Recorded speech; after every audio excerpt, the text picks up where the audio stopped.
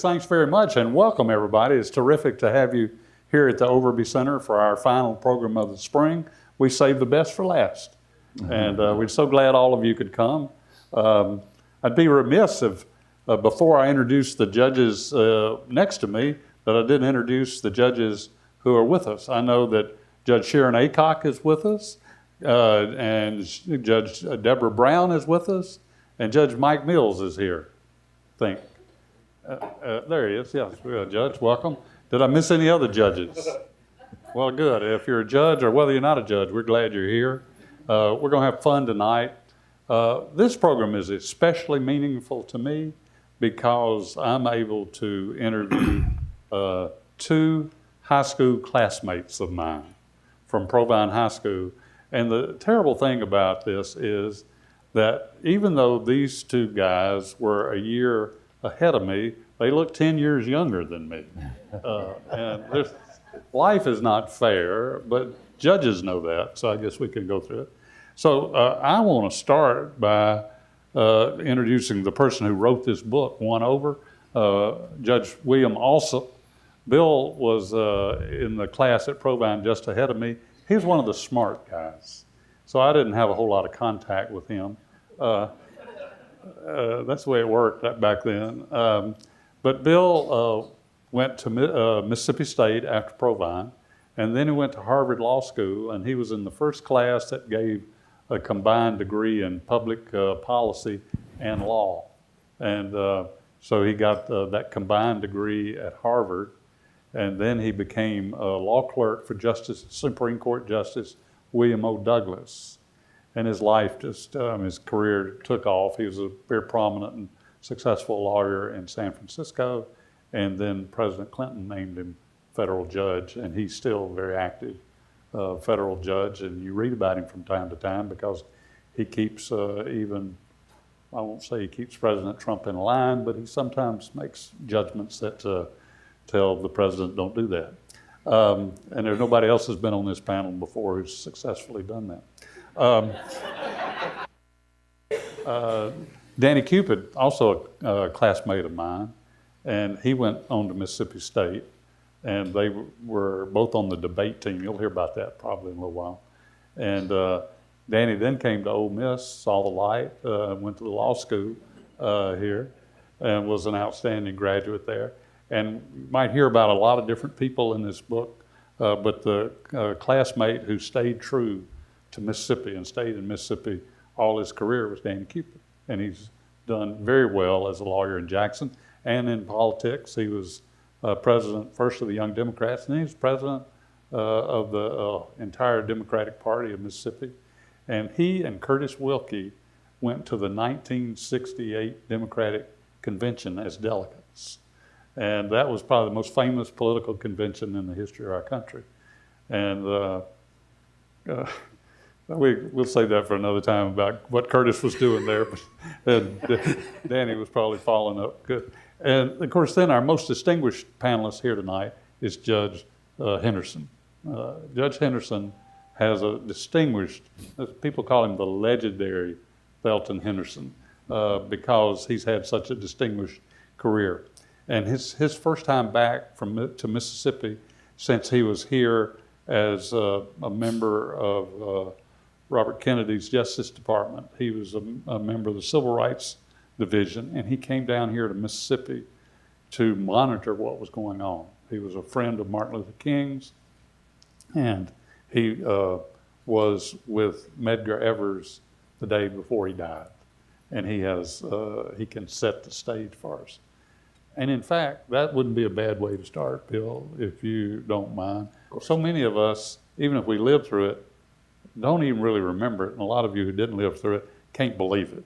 So, Judge, you were sent down here by the Justice Department to tell us why you were sent here, and describe, if you will, what you saw, what you felt when you were down here in the 60s in Mississippi and Alabama. Okay, I was welcome. Sent down here, as you said. I was a member of the Civil Rights Division of the Justice Department, and the Civil Rights Division wasn't created until 1957.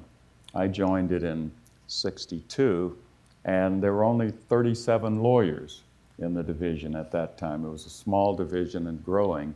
And the Kennedys, the president and his brother, decided that the focus of those 37 lawyers would be on voting rights, and that they would use this in 3 different states, Mississippi, Louisiana, and Alabama, to investigate voting rights cases.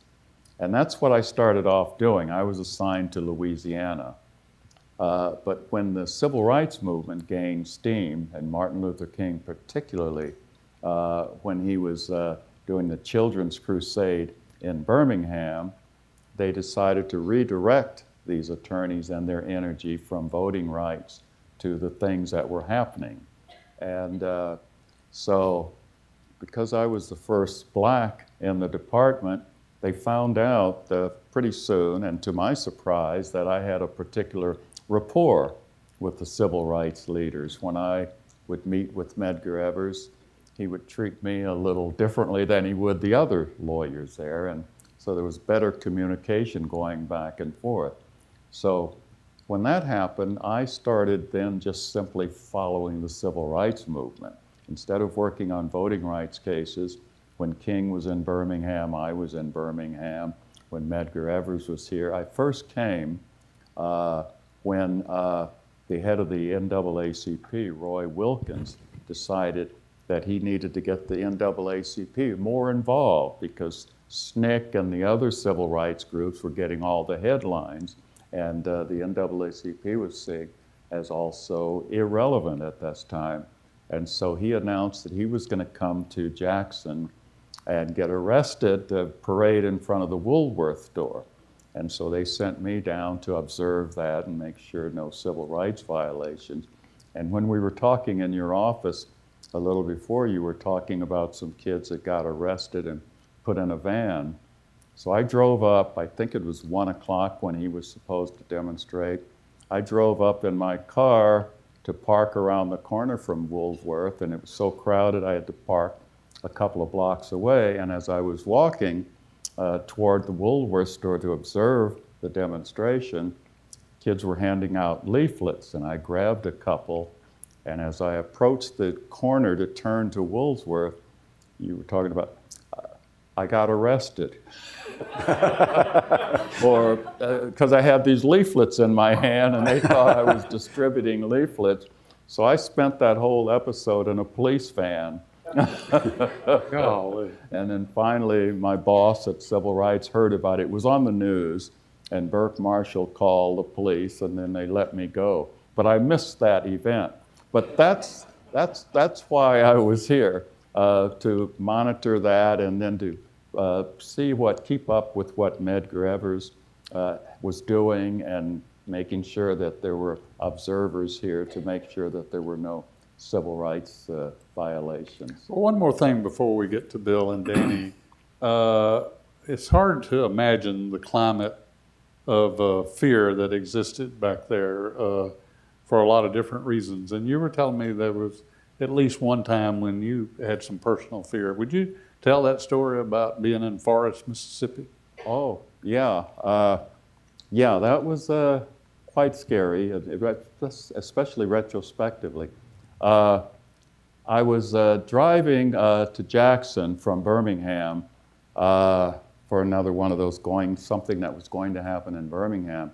And my boss, John Doerr, had asked me to call him at a certain period of time. I think it was 5 o'clock that day.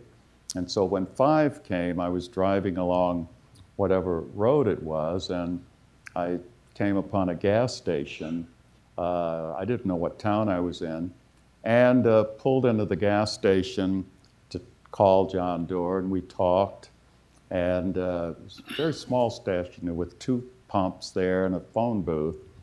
And I had my back to the road in my car, and after talking a while, I turned around and I noticed that there was somebody standing at the phone booth, glaring at me, looking mean, like he didn't like me in the phone booth. And he wasn't waiting for the phone. I got that sense. And I saw a car back there with another fellow in it. And I told John, I think this feels a little uncomfortable. I think I better get out of here and hang up. And he said, okay, tell me where you are. I'm going to call the FBI, and just in case there's something going on. So I told him where I was as best I could, and went out of the phone booth, and this guy was blocking my way, and I didn't want a confrontation, so I walked around, but I made sure I didn't get struck from behind. I got in my car, and the road had a yellow line down the middle of it. It wasn't broken, so I wasn't going to get arrested. I knew better than to do something that might get me arrested. So I didn't want to cross the line and get arrested for a driving violation. So I went on the road and I went back this way. And I went down about a mile or so down the road until I was out of sight. And then I did a U-turn and came back. And in that short period of time, by the time I got back to this gas station, there were about 15 or 20 people there. Cars were driving up, and I don't think they saw me pass by, but I've always looked back on that, and I don't know what was about to happen, but I think it wasn't going to be a good thing. That's and right. I've always looked back on that as maybe as close a call as I want to have to something bad happening. Well, you were a witness to history, and we're so glad that you're here. Very fortunate in that regard. Maybe we'll hear from you in a little while about your reflections on being back. Now, it's a good segue to what Bill described in his book, which I recommend to all of you, One Over, and will be outside available for sale and personally inscribed by our distinguished judge afterwards. Bill talked about the Southern way of life, the Mississippi way of life. And you have to understand that to understand how and why he was won over. Would you talk about that and then the process of your becoming won over? Sure. The growing up white in coming of age in the period of the civil rights movement was quite a thing, but I want to say it pales by comparison to the kind of stories that Thelton Henderson tells, and also to any experience of growing up black in that time period. I'm not trying to make any kind of comparison. I recognize those are two distinctly different things. But in my own case, I did grow up white in Mississippi and came of age in the early 1960s. And the system that we had then is hard to imagine. African Americans were not allowed to vote. Let's just start with something that simple. Not allowed to vote, even though in lip service was given to the idea, of course, everyone can vote. But when you began looking at it, African Americans were not allowed to vote, and if they did register to vote, they would likely they'd lose their job at a minimum, but they might lose their life as well. A African American could not go into a restaurant unless it was a black restaurant. But the places that everyone in this audience knows, you could not go in there. You could not go to a hotel. There were no public accommodations. Employers would not hire a black except for the most menial jobs. And you'd never get promoted to a supervisory job. The public education system was totally segregated by law. By law. There was laws that blacks go to this school, whites go to that school. I could keep going down that list. Let me shift just to another thing that kept all that in place. It was the propaganda machines, the churches, the Southern way of life, the Mississippi way of life, as it was referred to when I was growing up. The Clarion Ledger was the most racist thing in America, most likely, not the one that you later headed up. But at that time, I'll give you just one example. Tom Etheridge was a columnist, and he seethed daily in the Clarion Ledger against the Kennedys. The Kennedys were hated by most of white Mississippi at that time because of the attempt to integrate the state. They wanted to impeach Earl Warren. because of the Brown v. Board. All of the federal institutions were hated. The Kennedys were hated. The newspapers preached that constantly. I should say the Clarion Ledger preached that constantly in these columns and in other places. So we had a way of life that was reinforced by propaganda, by law. The churches reinforced it, the police reinforced it, and customs reinforced it. So when you're growing up in that system, and I see out here a number of people who grew up with me, and Danny's one of them, there are two avenues. There's the white avenue, there's the black avenue in Mississippi, white and black. And the schools, the employment, the opportunities later in life, whether you even got to vote. Now, there was one place, oddly enough, the indignity of the water fountains that were marked colored and white. You've all seen those signs. That indignity came about because there were a few times when the races got together. And one that I vividly remember was any Saturday morning on Capitol Street in Jackson. The Kenningtons and the Emporium sets apart from each other, right by the governor's mansion. And unlike today, when that street is empty, just totally empty on a Saturday morning, it was vibrant with thousands of people from all over central Mississippi coming to shop of both races. And the merchants, they wanted the money from both races. So both races were welcome in the stores, although they were treated differently. For blacks, it was cash and carry and no right to return anything. And whites could return things. So even there was discrimination. But for the most part, except for where races came together in a case like that, it was total segregation. So that was our system. And as you're growing up in that system, you eventually, as you come of age, you begin to notice. And I'll just stop there and let you ask another question. Okay. Well, in addition to the race issue, which was topic A, well, always in Mississippi, there was the whole issue of groupthink and the status quo. And the thing that I admire about you, Bill, and you, Danny, is at an early age, you were able to see past the status quo. And so I'll ask you both. Danny, how were you able to see beyond what everybody else saw, to be willing and able to challenge the status quo? Well, Go ahead, Danny. I'm not sure I was able to do that. I guess it began in college. I had a professor that was a Lyndon Johnson Democrat. He taught business law sort of on the side, but he made us read books for extra credit. And then I got involved with the debate team. Bill and some of our friends had been on the debate team in high school. I played football.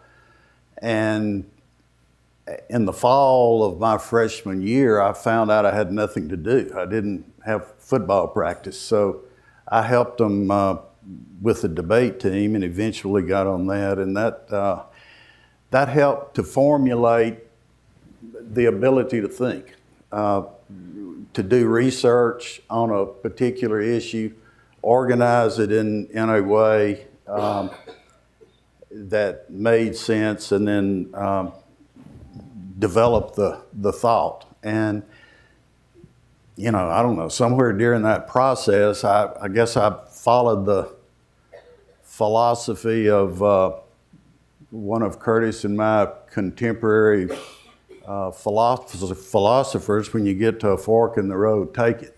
And so it just sort of happened. I don't know that it was. So your enlightenment came at Mississippi State, if more or less. Mm-hmm. Bill's enlightenment, if you call it that, along with mischief, came at Provine. And Bill, maybe you could tell the story, which you tell so well in this book, about your first opposition to the status quo and the billboard involving Impeach Earl Warren. I had a friend, Danny had the same friend, Ron Goodbread, one of our classmates who had, unlike most of us at that age, he was a tremendous historian. He loved Abraham Lincoln. He read everything he could get his hands on, all 6 volumes of the Carl Sandburg set. And he knew the history of what had happened in the Civil War, and his hero had saved the Union. So Ron was very much in favor of the federal institutions, and he viscerally disliked the criticism that was rampant in Mississippi then of the federal institutions, particularly the Supreme Court. So the John Birch Society in those days put up a bunch of signs all over America that said, "Impeach Earl Warren." Up at the top it said, "Save our republic." American flag over here, then big letters, "Impeach Earl Warren." And the idea was that Earl Warren had been the Chief Justice who had handed down the famous case Brown v. Board of Education, which called for integration of public schools and which had ended the idea of separate but equal. So in Mississippi at that time, Earl Warren was not popular. In fact, a lot of people just hated him.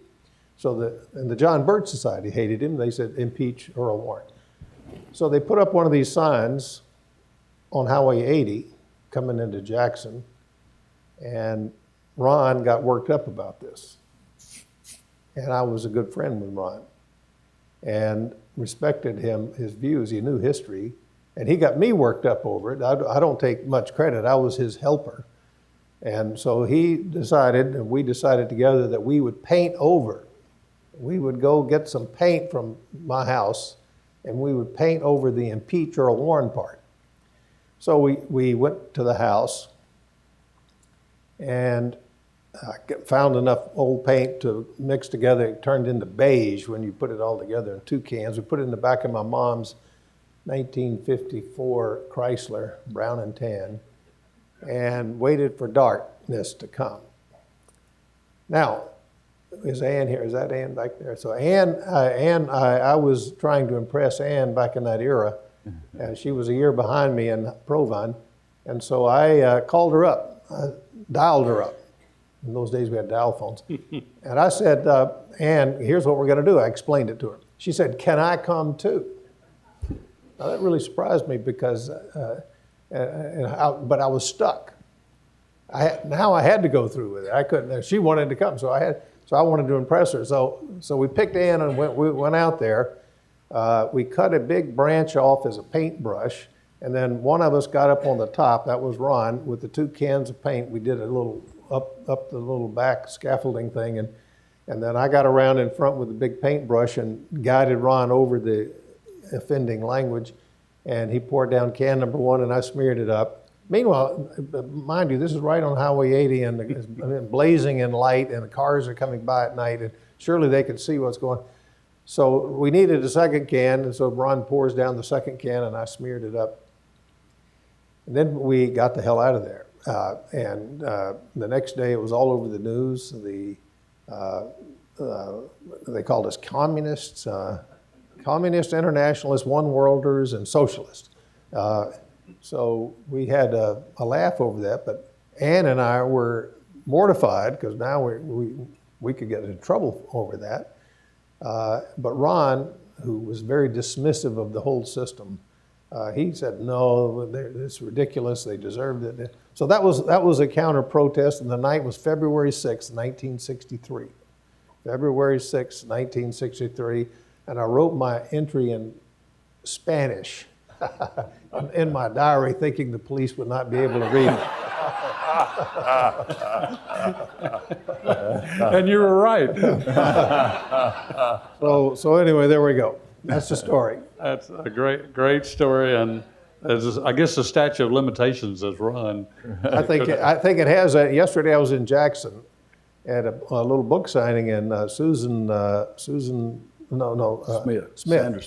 Smith came up to me, and she had been a classmate. And she says, I signed her book. She said, "Bill, I want to tell you something.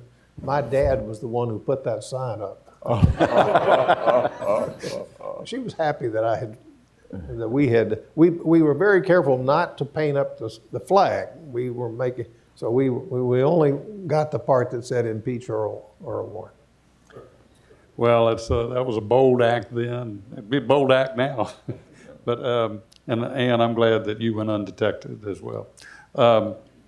But your willingness to challenge authority kind of took you through high school and college. You challenged authority another time in high school with just a little mimeographed letter that you described in the book, and the principal was going to suspend you and all your friends. This is, you know, your thing up there about the First Amendment, the words, I was just looking at them as we were talking. This is my introduction to the First Amendment. We had a high school election, our guy won.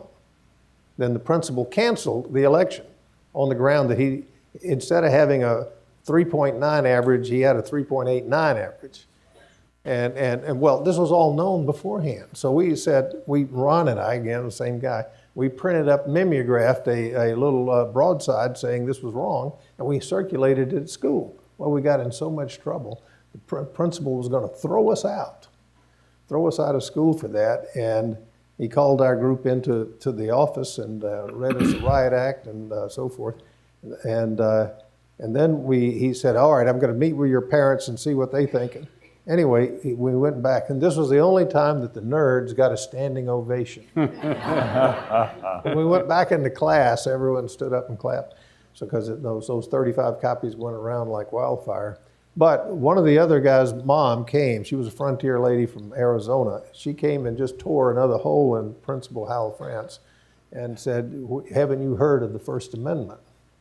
And that was the end of that problem. So that was a good day. So you took this legacy up to Mississippi State, and for all your students, student organizations that you affiliate with really do matter.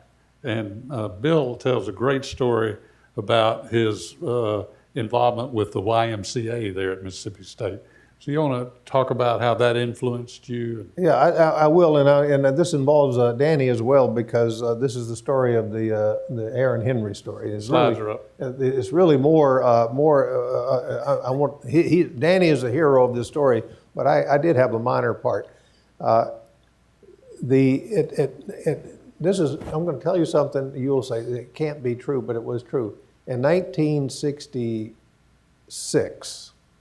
When we were at Mississippi State, no African American had ever given a speech on a traditionally white college campus.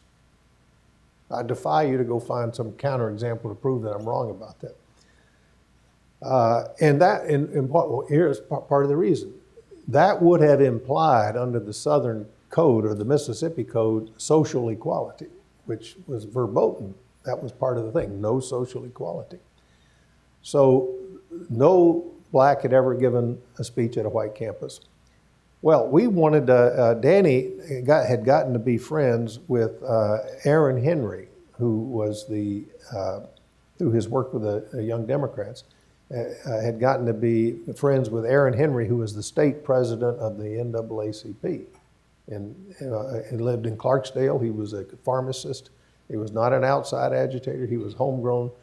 And we wanted him to come and give a speech. Well, the Y wanted him to come, and I was president of the Student Y, which is very influential. I could go on an hour about it. I won't. But that program and the people who ran it were very influential for me. And so our group wanted to have Aaron Henry come too. Meanwhile, I'll come to this in a second, so did the Young Democrats, where Danny was our president. Well, we put in the application because in those days there was a speaker ban. You could not have a speaker come and speak on a college campus without the okay of the president of the university.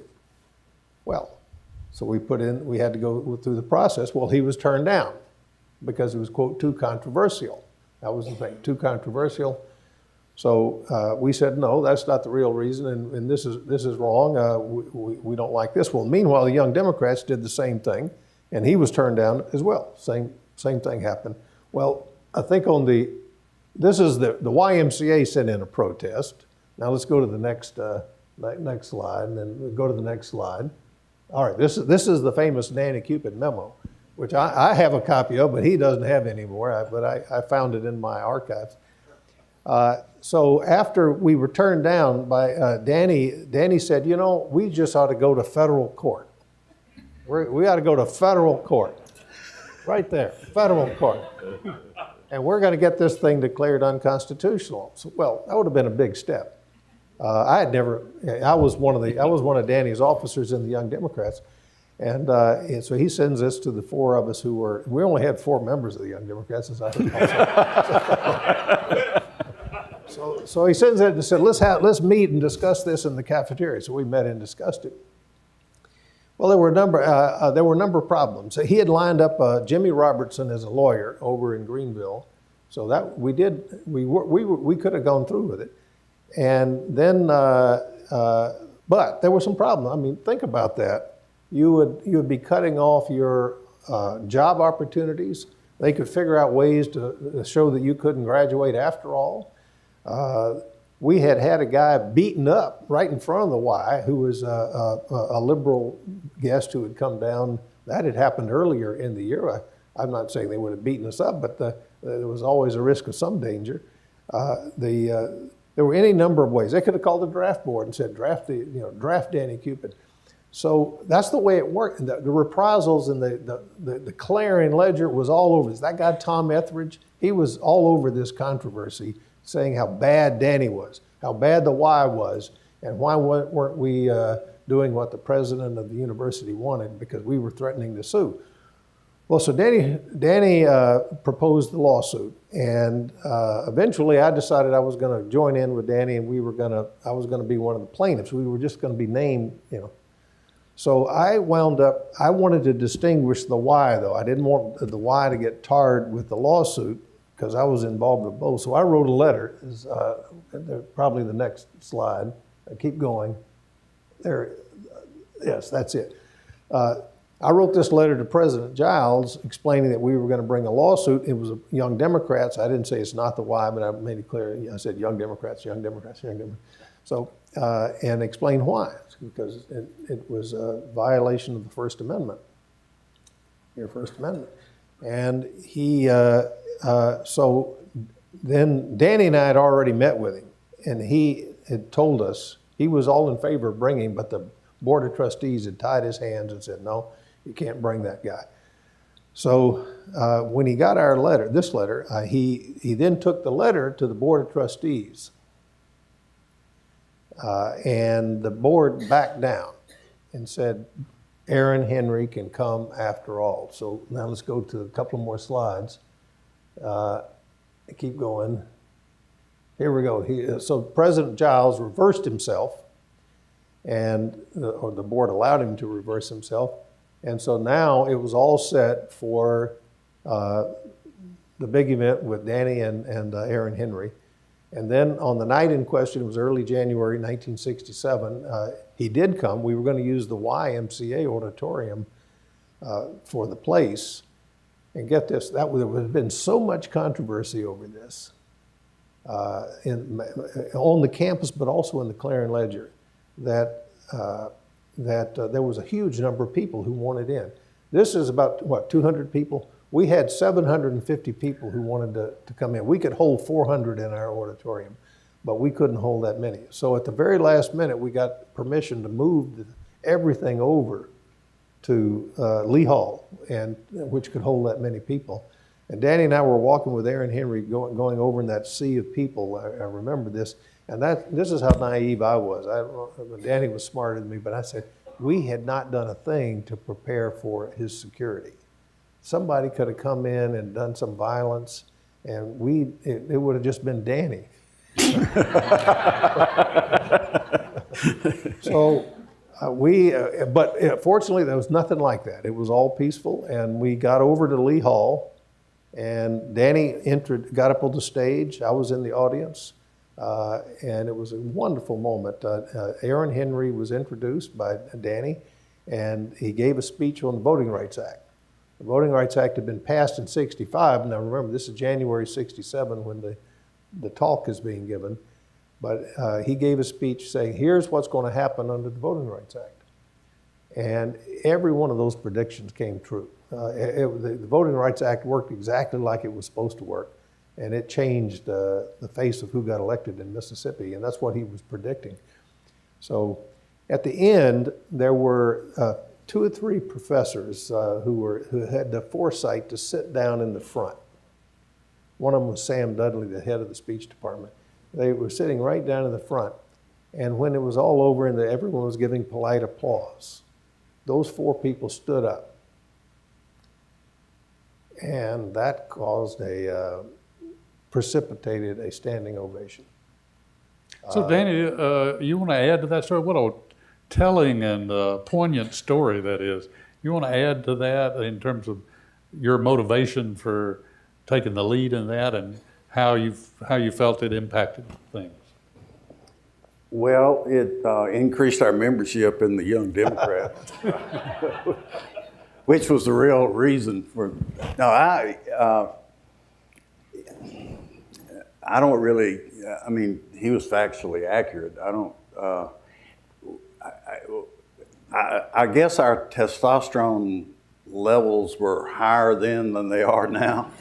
But looking back on it, it seems to me that what we did was not anything close to what people are doing here today.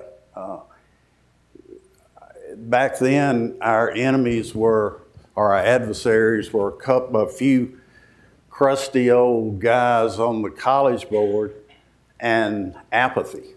I remember another speech they had programmed there on campus, and they'd put these placards out advertising the speech, and the speaker was going to speak on apathy on the college campus, and somebody had scrawled across the top of it, "Who cares about apathy?"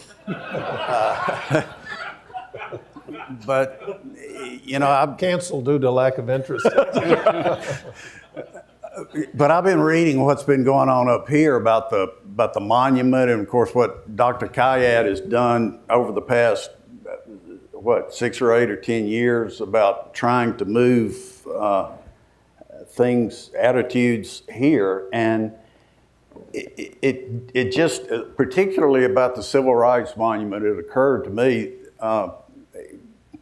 after Bill and I sort of talked about this book.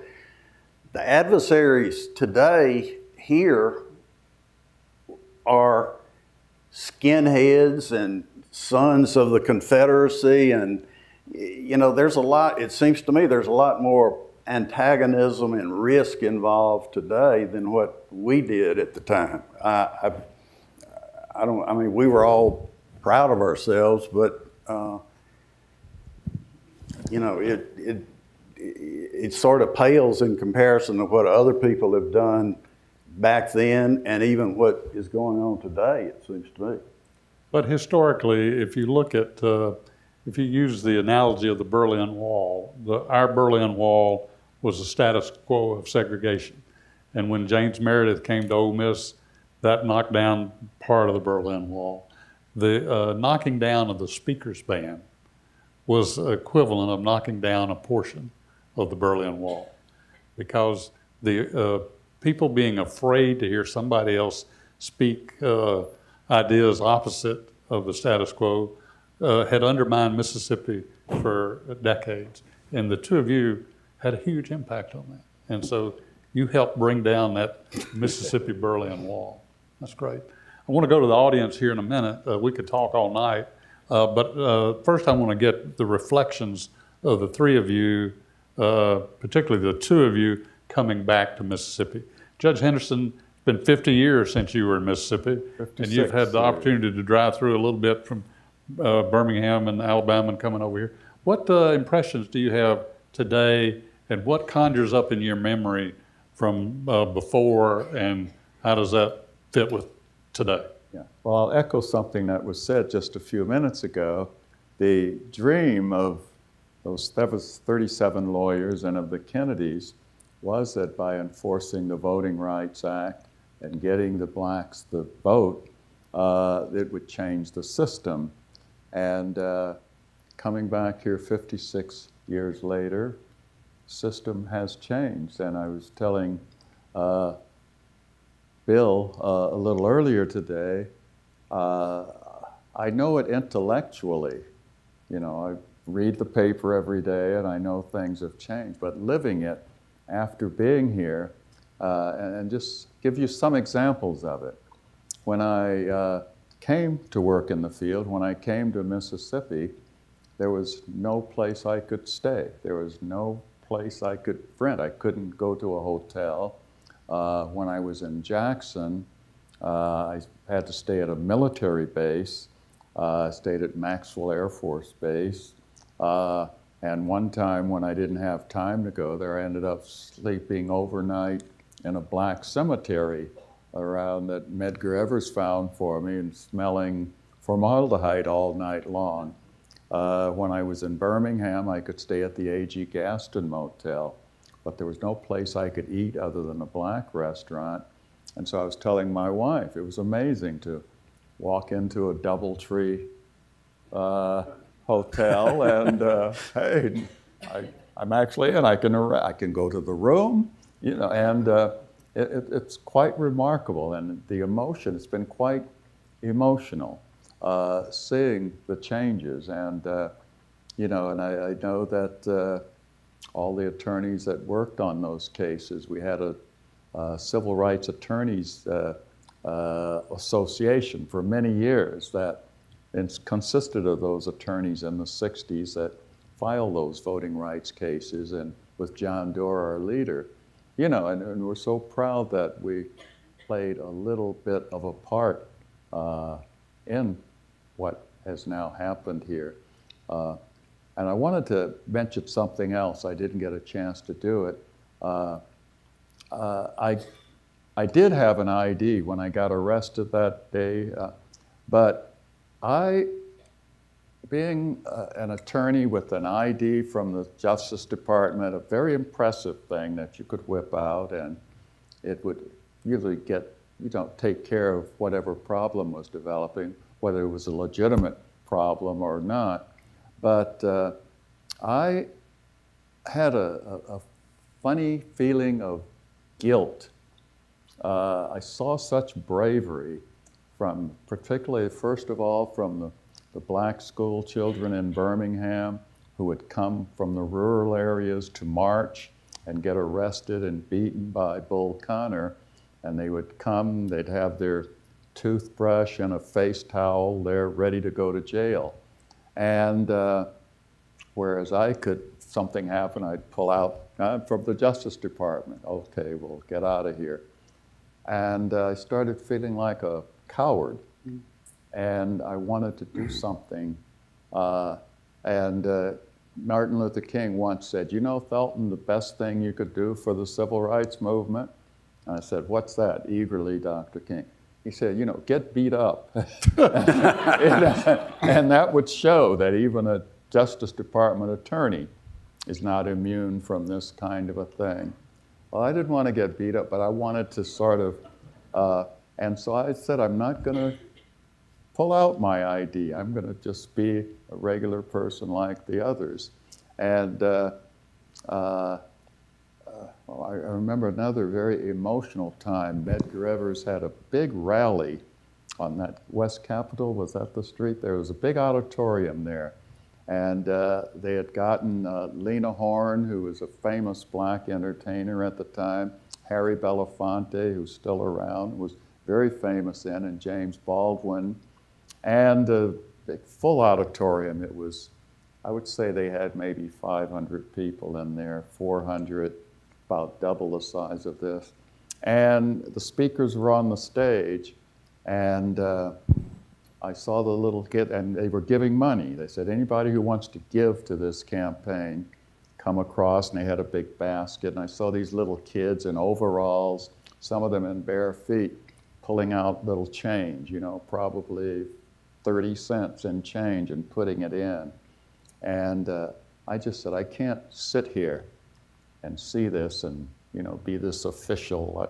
So I got in the line, and I started edging up to the line, and I was going to give some money. And I knew I shouldn't, but I was. And by the time I got to the stage and I started walking up the 3 stairs, I came to my senses, and I didn't go up and do it because it would have been violating the department rules, and I knew it would have embarrassed the department. But those were the conflicts I lived with all the time as I was trying to do this job, and seeing the enormous bravery of the people. I don't want to hog the soul, but one other story of just the bravery I saw. My wife and I went to Selma yesterday, and we went to the scene where they had the big demonstration in 1963, big voting rights demonstration where the blacks came to the county courthouse, and they were lined up for blocks around on a very hot day. And I was across the street. There's a federal building there with a post office in it.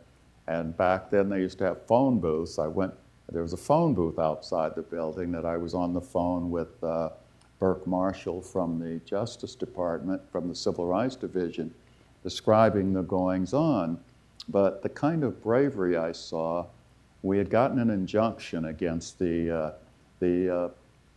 anyone interfering with that voting registration, and said no one can interfere. But the sheriff, of course, turned it on his head and said that if anybody gets out of line, it was a very hot day, to go to the bathroom or drink or eat or anything, you had to get back at the end of the line, it's like 3 or 4 blocks away. And so some young SNCC workers were across the street over where I was near the phone booth, and they said they were going to take some drinks, some cold drinks. And they had a little soft drink box that carried 14 bottles in it. That the bottles were taken out, and they had cups that they were going to pour soft drinks and ice water and things and take them over. And I saw the leader of these instruct them, you're going to get beat up, but when you do, don't forget to roll up and protect yourself. And I said, wow, what bravery, they're going to do this.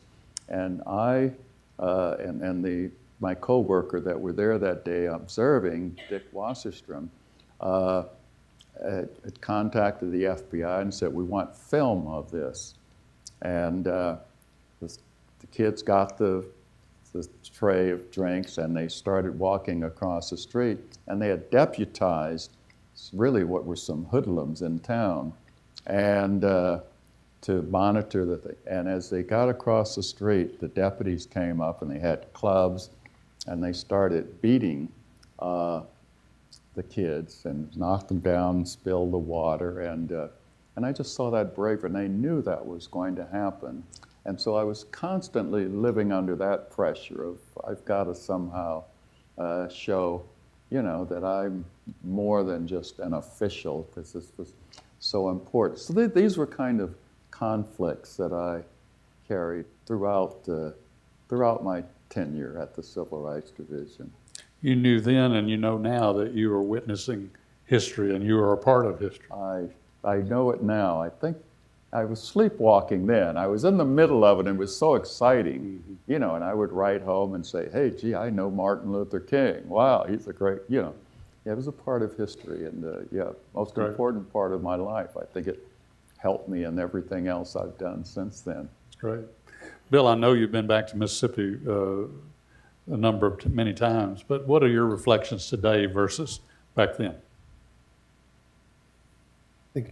Thelton Henderson just described a conflict that he felt in, and I think a lot of us of my age who are out there will identify with a different conflict that I'm going to describe, and that was that our moms and dads believed in segregation, and yet our moms and dads taught us decency and fairness. Not in the same conversation. They were different conversations, but they did teach us that. And as time goes on and you begin to see the system as a coming of age, there's a conflict between decency and fairness and what you're seeing out there. So I think I'm not alone in that. That was certainly in my case, but I believe that a lot of people out there would raise their hand and say in time, that conflict became very real. Now, I want to come back to what Thelton Henderson just said. Those people who were the true champions, like Thelton Henderson and like Martin Luther King and the people who were on the line and those children in Birmingham, there came a point where public opinion flipped. And to my mind, it was the year 1963. Up till 62, most of America thought the civil rights movement was suspicious.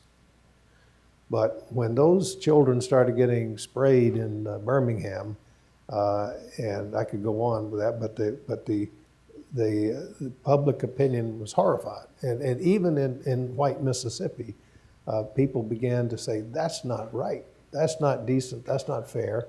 And so that's when, in my mind, in my case, that conflict became very real. And I think everyone out there who lived through that era, they could identify some point in time. It might not have been 1963, it might have been later, but that conflict between decency and fairness and the apartheid system that we had and the quote Mississippi way of life, that became a very real thing. So to answer your question with that long preface, I am proud of the vast progress that Mississippi has made since the days that I was there. Voting, I mean, just think about it. Voting, employment, public accommodations, all much improved. The one place where I think Mississippi has an issue, but so does the rest of America, is in public education. I think the segregated systems that we still have, not by law, but by, I guess, de facto, is a huge problem. So the glass is half full, in my view. Danny, you didn't leave Mississippi. You didn't have to leave Mississippi to have reflections today versus then. You saw the change probably on a more gradual basis than the two judges did. What are your reflections today?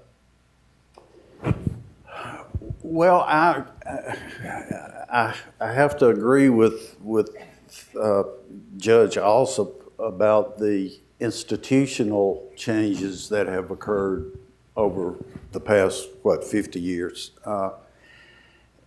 My concern is that I'm not sure that has changed a lot of attitudes among the average white person in Mississippi.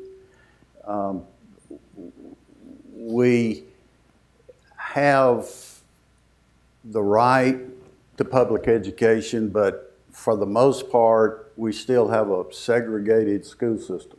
White people go to private schools, black people go to public schools. We still have today fights over symbols of the Civil War and the Mississippi flag that, we've been fighting that for 100 years. And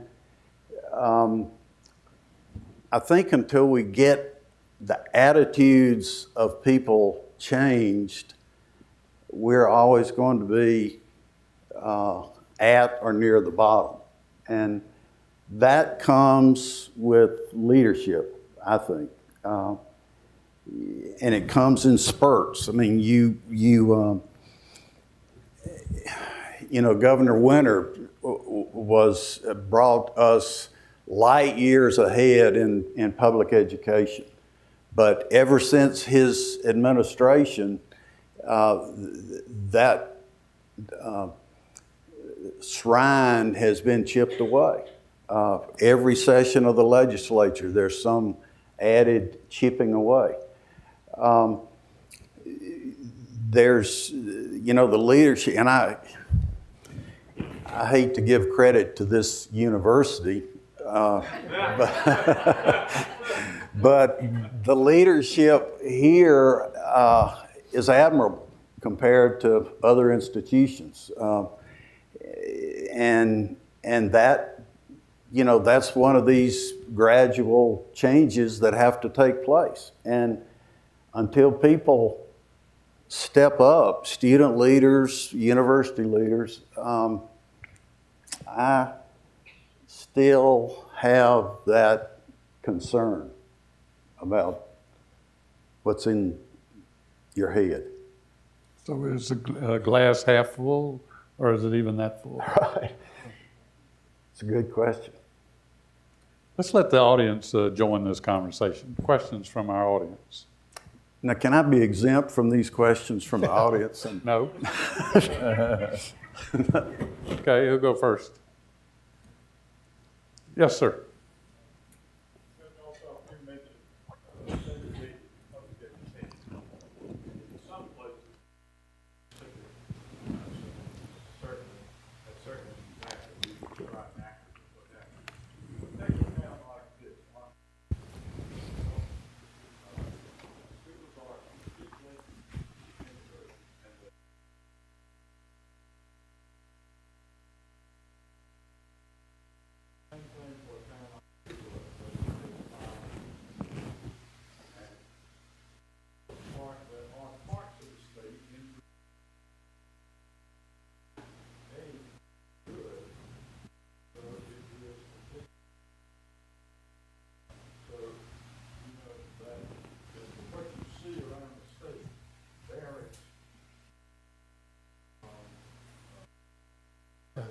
Yeah, I'm going to repeat what you said just because it's an excellent point.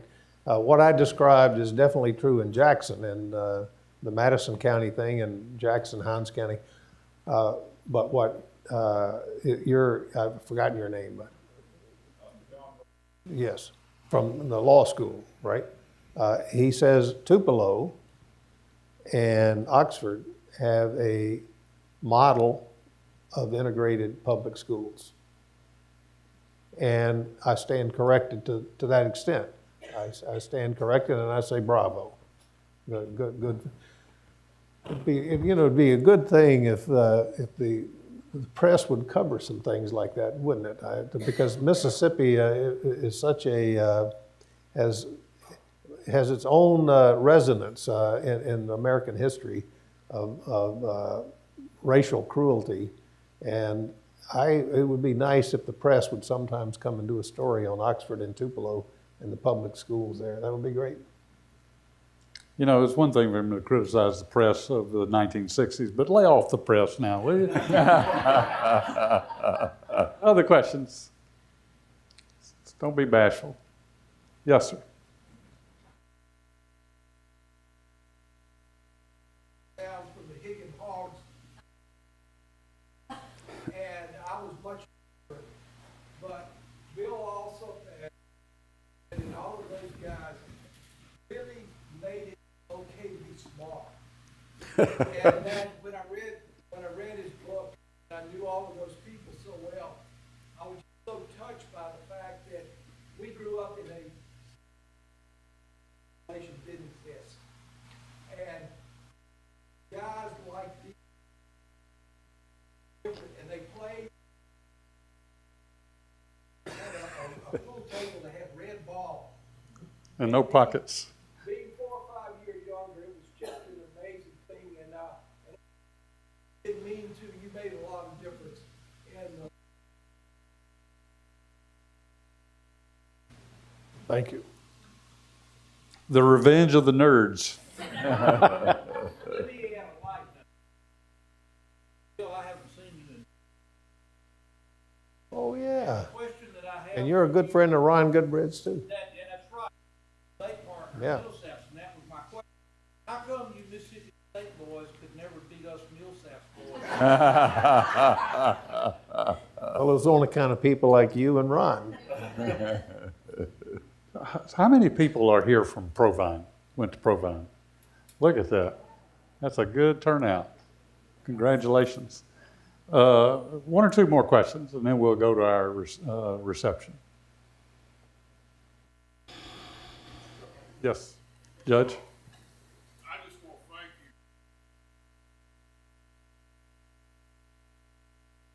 you. I have.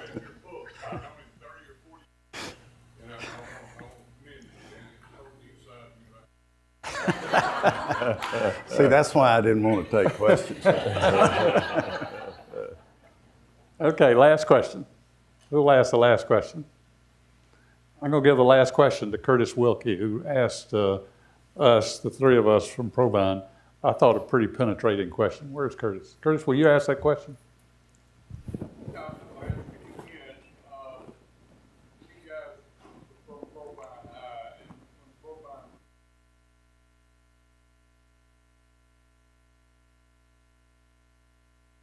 Between those two high schools, if I was to live in Jackson, I had the idea that Burr was the